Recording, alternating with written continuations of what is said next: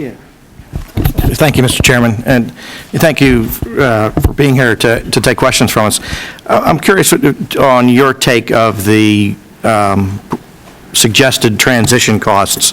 I know that some actuaries have said there would be a huge transition cost to go to a 401k style plan or DC plan from the DB plan. Others have said it would be negligible. I know in the private sector businesses are doing it, so my gut tells me they should be pretty small. Do you have any insight on that in terms of why we would be getting two dramatically different sets of numbers from different actuaries?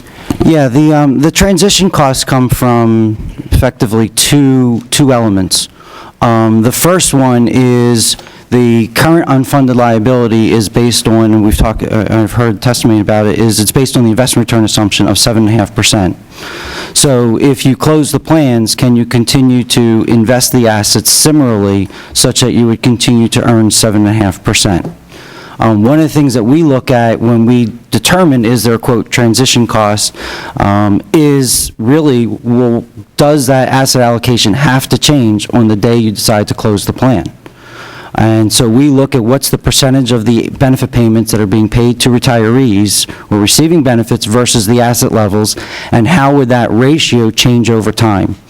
These, as we talked about, there's a significant amount of unfunded liabilities, so there's a significant amount of contributions that are going to be expected to come into the plans over the next 30 years.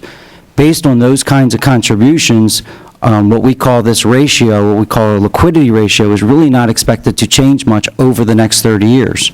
So we don't see the need that the asset allocation of the systems would have to change on the day you decide to close the plan. So it will take many, many years before you decide to make changes from an asset allocation standpoint. So we don't see from a transition cost from that perspective. The second perspective you see it is from the funding of the plans. The funding of the plans in terms of, it was mentioned earlier in terms of long amortization periods.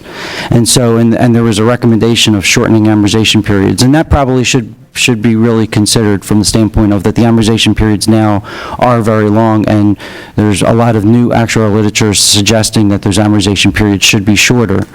When you close the plan, it does sort of limit how long those amortization periods can be and how you collect and the way the money is collected. But as long as you're collecting the money and funding the plan properly over the period of time, over, let's say, the next 30 years, we don't see the transition in terms of there's got to be higher contributions. Higher contributions are needed to support the unfunded liability. Closing the plan doesn't change that.